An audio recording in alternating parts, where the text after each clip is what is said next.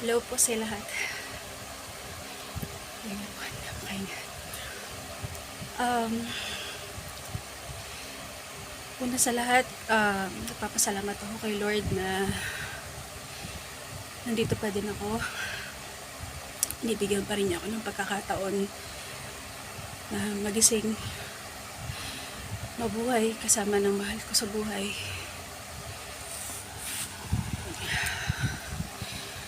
Pangalawa, hindi ko po ito ginawa ang video na to para kumuha ng atensyon. Pasensya na po, hinihingal ako. Pangatlo, hindi ko po ginawa tong video o vlog na to.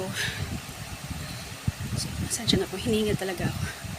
Hindi ko po to ginawa tong video na to para kaawaan. Hindi ko po ito ginawa upang kahit ano pa pong masamang salita ang nais nyo iba to sa akin. Tinatanggap ko po yun.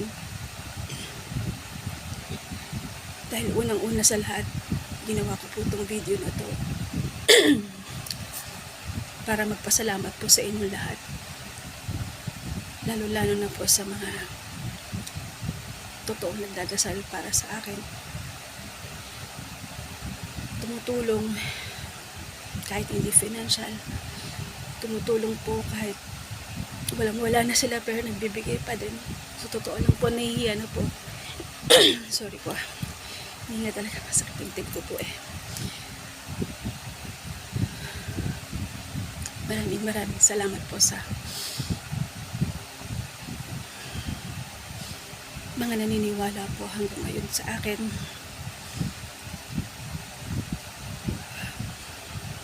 Ginawa ko po itong video na to dahil ngayong pong month ng August na to ay ang simula ng aking pakikipaglaban sa autoimmune noong pong taong 2022. Ako po ang na-diagnose ng autoimmune 2019 po. Hindi pa po ako nababakunahan ng COVID vaccine. Nanganak po ako 2021. Lumabas po ang lahat ng symptoms ko ng autoimmune disease ng bandang April na po ng 2022. Nagpa-vaccine po ako ng April 2022. Actually, 2021 pa po nag-start yung symptoms ko. Nawalan ako ng paningin. So, hindi ko po siya masasabing after ng COVID vaccine, ako nagkaganito. April 2022 po, ako pinakunahan. Pero yung symptoms po talaga noong April 2022 is hindi pa po ganoon kalinaw. Pero naramdaman ko na po siya nung mismong pandemic pa po. Kaya kapag lumalabas ako, hinahapo po ako.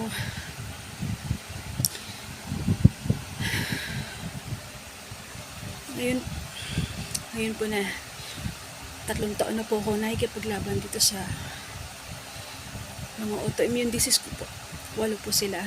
So, sa laging pagpo-post ko, siguro po, sapat na po yun para malaman din yung lahat ang kalagayan ko po. Gumawa na po ako ng actual video na to upang personal na magpasalamat po sa inyo lahat. Dahil hindi ko po kayo mapasalamatan na mapupuntahan ko kayo, kaya gumawa po ako ng ganito. So, maraming salamat po sa inyo lahat. Hindi ko po alam kung kakayanin ko pa po. Hindi ko po alam kung hanggang saan ko po ito kakayanin. Sorry pa. Hinihingal talaga ako. Masakit po yung dibdib ko. Bumibigat po yung aking kanang paa. At Actually, nilalambot po ito, nawawalan po ng pakiramdam kahit na iaangat ko siya. Pero nangihina po siya. Marami pa po akong test na pagdadaanan. Napakahirap po. Pero alam ko pong hindi lang ako ang nakakaranas ng ganito. Hindi lang ako ang may pinagdadaanan. Wala na po akong masasabi sa mga taong lahat na lang pangit na salita binato na sa akin sa pagpo-post ko ng ganito. Ang masasabi ko lang po is God bless na lang po sa inyo, and sana hindi po kayo magkaroon ng ganitong kalagayan. Tumaba na po ako dahil sa steroids. Sa lahat ng mga Zumba enthusiast ko dyan, Zumba friends, teen friends, maraming salamat sa mga tunay na kaibigan. Sa mga nakasama ko, namimiss ko na kayong lahat. Ang pinagpapasalamat ko lang, kahit na napakarami kong sakit, thank you Lord kasi buhay pa ako. Salamat po. Maraming salamat po.